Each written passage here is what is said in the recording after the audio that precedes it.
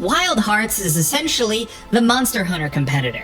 It's a collaboration between Koei Tecmo, believe it or not, and Electronic Arts, and it's actually pretty cool. There's an emphasis on use of gadgets and kind of almost Fortnite-style building to take down your opponents. It's got its own really special things to stand out, and although it's had some PC performance issues, it's pretty cool.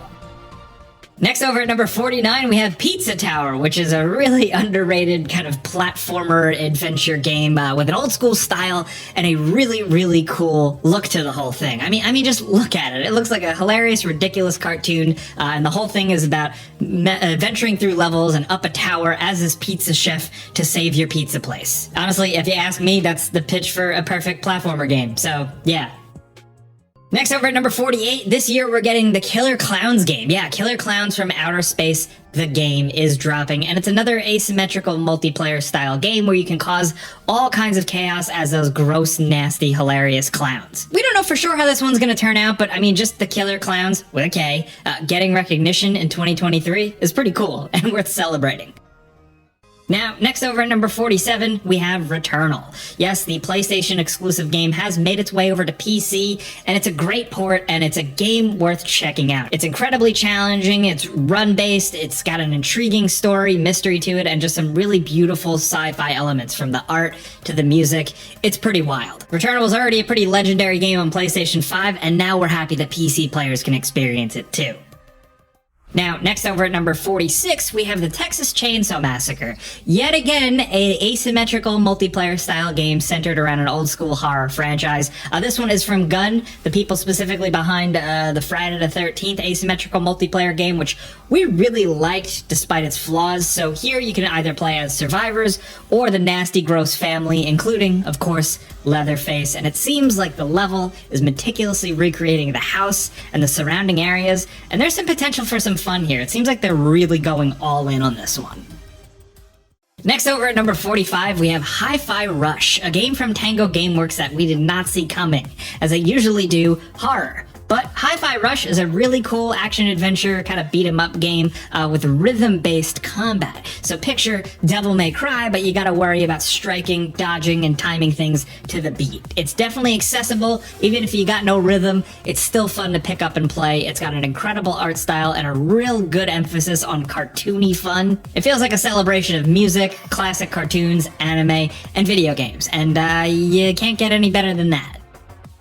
Next over at number 44, we have Stray Blade. This is an action-adventure game where you play as this rogue adventurer exploring a big land. It's apparently a pretty challenging game, and despite the kind of colorful, upbeat art style, it seems like it's going to actually have some Souls elements. It's Point Blank Games, the developer and publisher 505's spin on the genre, it seems, but there's still a lot to be revealed about this one, but thankfully it's releasing April 20th of this year.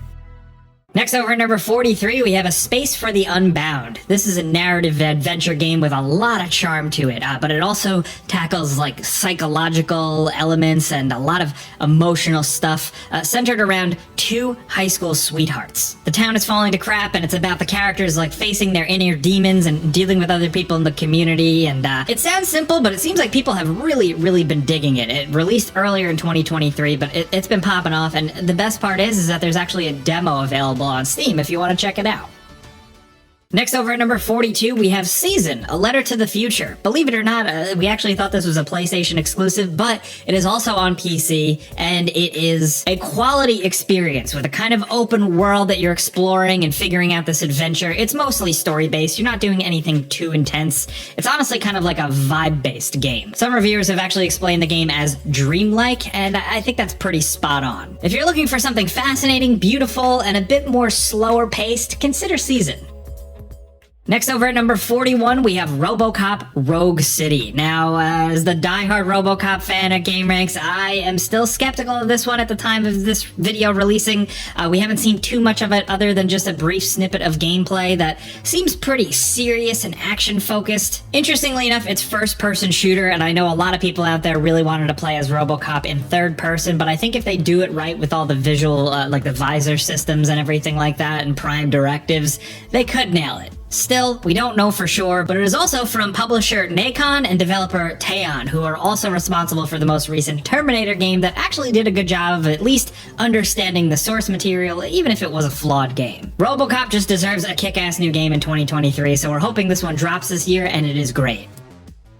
Next over at number 40, we have Atomic Heart. If you're looking for a weird, unique first-person shooter set in a very different world and a kind of alternate dystopian future where the Soviet Union prospered and developed all this weird, crazy technology, including robots that have come to life and you need to kill them, this is your type of game. A lot of people have said it's kind of Bioshock-inspired. It didn't feel like that to us. It felt more like a Wolfenstein type of thing with some open-world elements. It is a deeply flawed game. We want to say that up front. But if you're just looking for something fresh, unique, you should still consider it. Next over at number 39, we have a Nice Death. I mean, look at the main character. It's literally Death, the Grim Reaper. And you're playing as him in a 2D action roguelike. And essentially, it seems like you're kind of the boss and you gotta deal with all your employees' crap and them really giving up on the job. It's got a really cool, cartoony style, a really different vibe to it. And if you like a good hack and slash action roguelike, consider jumping in. It released earlier in the spring and people have been loving it. Next over at number 38, we have Darkest Dungeon 2. Yep, the greats have returned with, once again, a very challenging, very intense game where you have to worry about managing your characters and your party to an almost stressful degree. I'd say if you never played the original Darkest Dungeon, if you're looking for something like where you really have to care about your men, like XCOM, but with a bit more of a medieval, kind of dark horror spin on it, that's the best thing I can compare it to. Not really in terms of gameplay, but in the level of challenge and thought involved. Next over at number 37, we have Dredge. This is kind of like a fishing ship game, but also a narrative adventure. There's a lot to it. It's a pretty chill game, but with some really good writing and an actually pretty decent fishing mechanic, even if you're not into fishing games. This one has been really kind of clicking with a lot of people, so consider it. Now, next over at number 36, we have Tekken 8. I mean, holy crap. Have you seen the gameplay of this thing? It looks absolutely wild. From returning characters to just over-the-top effects, backdrops, and seemingly good combat, Tekken 8 looks like it's going to be pretty awesome. We haven't gotten our hands on it yet, but it does seem like it's dropping this year, and it seems like it's going to be a good year for fighting games. Let's just say that. Now, next over at number 35, we have Sons of the Forest, which has released in early access, and it's the follow-up to, of course, the mega smash hit, The Forest. And this one, it seems to go even crazier. You have a really cool AI companion, you have more things to worry about, more things to fend off, and a bigger world. Like we said, it is still in early access, so a lot of people have kind of already ran through it already, but we're expecting a lot more from this developer, considering the success of The Forest. Next over at number 34, we have Octopath Traveler 2. Essentially what the developers did here is took what worked in the first game and really drew upon that to create something seemingly even better. The people who have played through this game in its entirety seem to prefer it over the original. I mean, cool art style aside, it's really about the story here, and it seems like it really worked. Now, next over at number 33, we have Wolong Fallen Dynasty. This is Team Ninja's next Souls-like spin-off style game, and this is kind of almost like their take on Sekiro, with an emphasis on parrying and sword-based combat that is very satisfying. It's accessible, it's a little boring in terms of like enemy types and environments, but that combat can be really damn thrilling, and it is still absolutely worth checking out if you like this genre. Now, next over at number 32, we have Payday 3. As of right now, we don't know too much about this one, but we do know we should be seeing it this year. They've been working on this one for a while. The Payday games are competitive, fun bank robbery shooters that have been beloved by people for a long time in the PC world, so Payday 3 could be a big deal. Keep your eye on it. Next over at number 31, we have Layers of Fears. This is essentially a re-release, repackaging of the Layers of Fear games, but seemingly with new graphics, everything kind of updated, and new little twists kind of thrown in here and there. We don't know too much about it, but we do know it is dropping soon, and it's a good reason to revisit those games because they were pretty sweet. Next over at number 30, we have Alone in the Dark. This is kind of like a reimagining of the original old game, with a little bit more of an over-the-shoulder kind of third-person camera navigation and combat and stuff like that. We don't know too much about it yet. This kind of like surprise dropped announced this year, but the return of Alone in the Dark and actually embracing horror, survival horror, mystery, we're all for it. We are absolutely keeping our eyes on this one. Now, next over at number 29, we have Atlas Fallen. This is from the developers behind The Surge and The Surge 2, but they're going in a different direction. It's not really a Souls-like or anything like that. This seems kind of like an old-school, open-world action-adventure game with a cool kind of fantasy character, big, over-the-top combat abilities, and scary monsters. This has been delayed a few times, but it looks like a refreshing thing. It kind of looks like a mix between Nier Automata and just kind of an old-school Xbox 360, PS3 combat game, like a Darksiders type of thing. And you know what? That checks some of my boxes.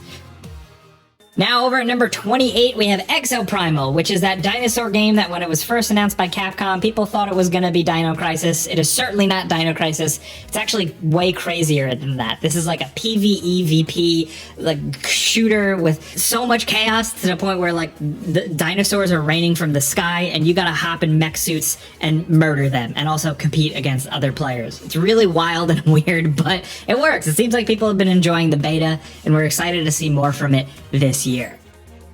Next over at number 27, we have Arc Raiders. This is like a sci-fi, seemingly free-to-play co-op shooter with just a really cool art style to it, and it being in third person. Honestly, there are so many first-person shooters out there. We love some third-person love every once in a while, and just the style of this one is why we've kept our eye on it.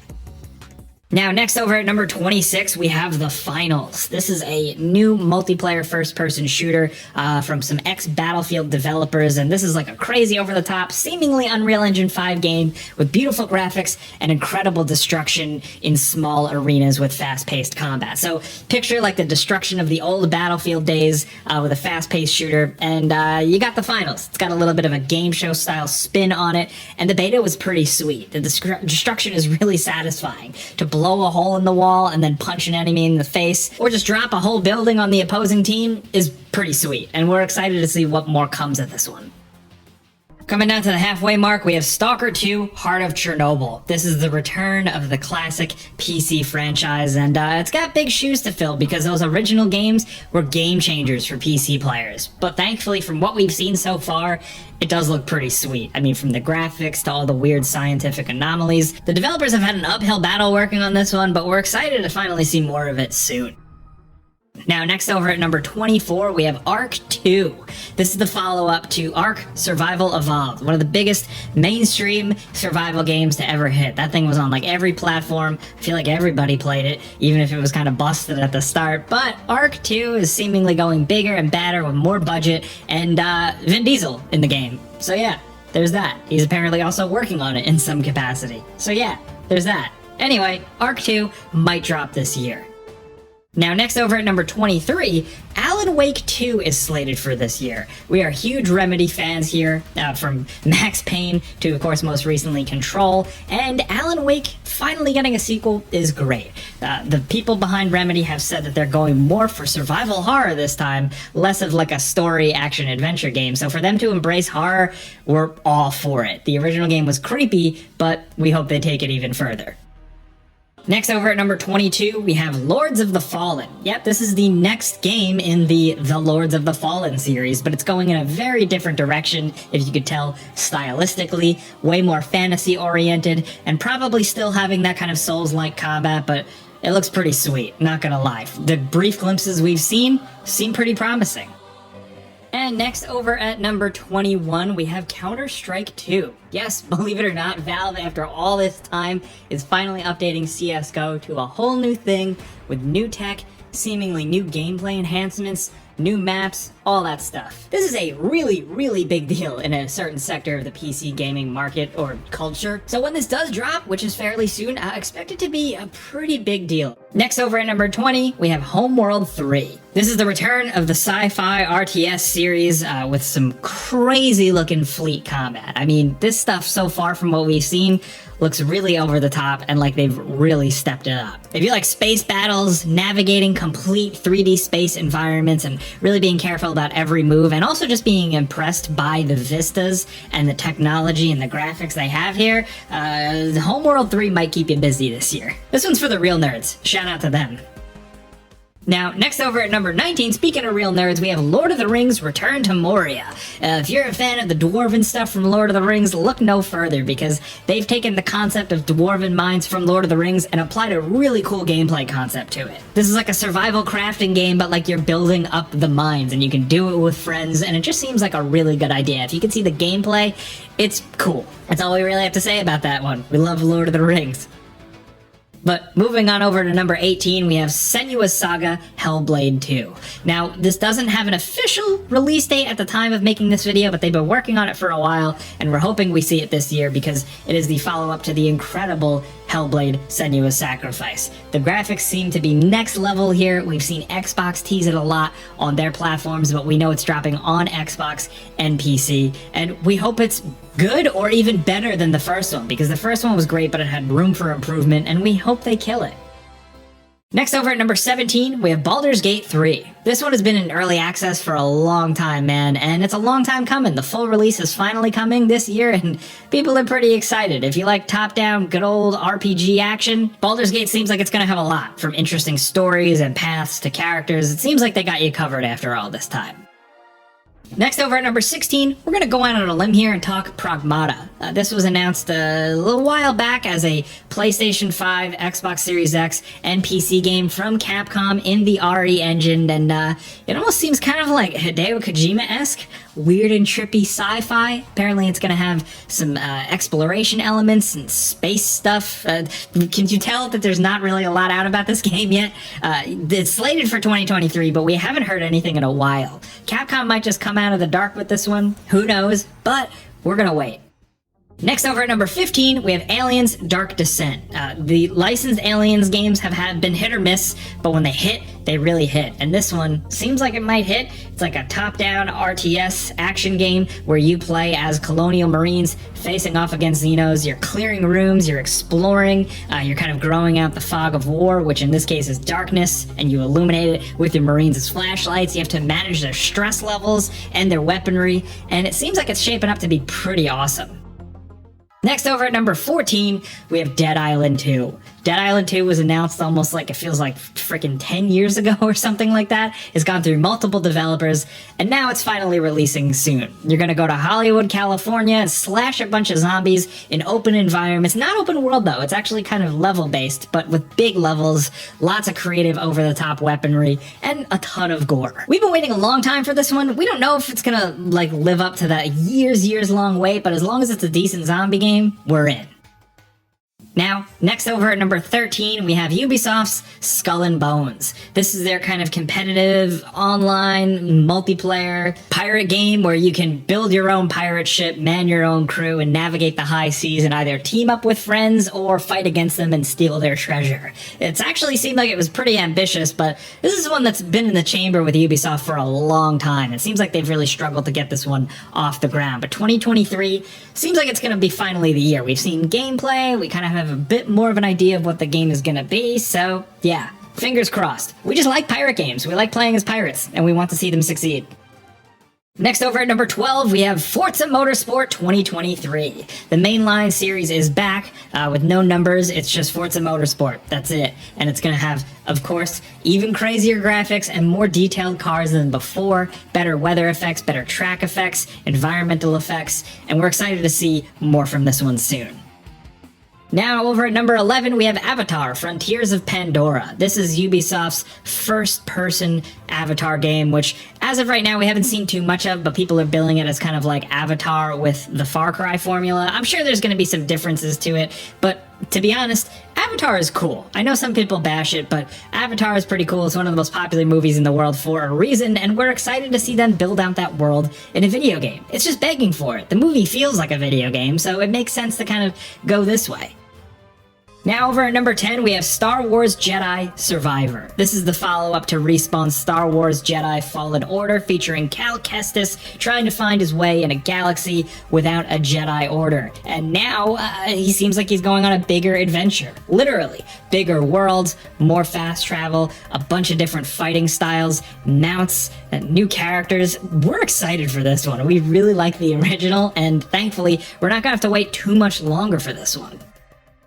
Now, next over at number 9, Street Fighter 6. I said 2023 seems like it's going to be a pretty damn good year for fighting games, and while I was talking about Tekken 8, I'm also very much talking about Street Fighter 6. I mean, have you seen the gameplay videos? The combat seems awesome, the new characters seem interesting, the cool new spins on classic characters seem great, the visuals seem awesome. I'm a casual fighting game fan, so I don't know how the community is going to take to this one, but it seems promising looking from afar. Now, next over at number 8, we have Redfall. This is Arcane's next game, and they're going even further, it seems, from the Arcane formula. Gone are the days of Dishonored. This is very much a co-op, open-world shooter, where it's you with your own special abilities or gadgets facing off against a town ruled by vampires and their cult follower underlings. The jury's still out on this one. It's hard to see if there's that Arcane charm or if it's just a standard run-of-the-mill co-op shooter. You can play it single player, at least, which is cool, and there are little bits of Arcane creativity there in terms of the writing, the enemy designs, the sense of place. We're excited to see how this one really shakes out because we really like Arcane's previous games. Next over at number 7, we have the big one, dude. Diablo 4. The beta has been pretty awesome. People have been responding to it very well. The Diablo games are great, the mainline ones, I mean. And I'm curious to see how this thing shakes out in terms of monetization with Activision Blizzard. They've said it's only going to be cosmetic stuff, but who knows how that's actually going to go down. Either way, Diablo is a legendary PC franchise, and we're excited to see it finally continue. Next over at number 6, we have the Dead Space remake. Now, this doesn't completely overhaul or change up the flow or story of the original Dead Space, but the graphics are better, the combat's a little tighter, and EA Motive, the developer, sprinkled in some really cool little additions that just make sense. It is a really good representation of the original game. It doesn't lose the charm, it doesn't cut anything, and if you've never played the original Dead Space, this is how you should play it. The graphics kick ass, and the game kicks ass. It did then, and it does now. Next over at number 5, we have Suicide Squad, Kill the Justice League. Now, this was one of our most hyped games for a while because it's from Rocksteady, the people behind the Batman Arkham games. But this seems now more and more that we see it kind of like a live service action co-op-y game with a bunch of menus and stats where we kind of just wanted to play as the Suicide Squad or some sort of superhero in the world of the Arkhamverse. But this one might get delayed out of 2024. We don't know for sure. We still just want to see what the deal is with it, but we're not going to completely judge it until we get our hands on it. Of course, we do the before you buy videos here, so keep your eyes on those. Next, over at number 4, we have Hogwarts Legacy. The people who have been dying for a big open-world action-adventure Harry Potter game essentially got their wish here. You can explore a pretty big map with little wizarding towns like Hogsmeade, and of course, all of Hogwarts with all its secrets with your own created character, and a pretty cool adventure. Next over at number 3, we have Dragon Age Dreadwolf. Yeah, we're going to include it. We're really hoping we see it this year. Is it a little wishful thinking? Maybe. But we're really waiting for EA and BioWare to drop something from this, and we think they could really redeem themselves. People absolutely love Dragon Age, and we really hope they take it to the next level here. Now, down to number 2, we have the Resident Evil 4 remake. This is the bigger, badder Resident Evil 4 with a slightly darker tone, but still doesn't lose sight of how goofy it can be. There are a couple of things cut, but ultimately, this is a really fun and awesome representation of Resident Evil 4. It's still fun to blast away at all these creatures and gross men. The adventure is absolutely wild, Leon is badass, and if you've never played Resident Evil 4, this is a good way to jump in. Now, down to number 1, of course, we have Starfield. We're excited about this one specifically because it's Bethesda's next game, but really, it's Bethesda's new thing. For the longest time, they've been alternating between making Fallout games and Elder Scrolls games, and now they're doing something completely different, a space-based RPG where you can build your own ship, land on different planets, and do quests and adventures. We haven't seen too much of it, we're gonna know more in the summer, and we really hope it shakes out to be awesome. People have grown skeptical of Bethesda, of course, but if this one hits, it's gonna really hit, and we just hope it does. Those are 50 games, but of course, some bonus games worth mentioning. Of course, The Last of Us Part 1 has come to PC this year. The port had a little bit of a rough release. I think that's an understatement, but hopefully they fix that. Also, Cyberpunk 2077 is getting a full expansion with Phantom Liberty, and we're hoping to see more from that soon. We have Crysis 4. Yes, Crysis 4 was announced, so we're not sure if we're gonna really see it in 2023, but we're hoping. They've kept us in the dark on this one for a while, and we're hoping that this is the year where it finally drops and melts everybody's computers.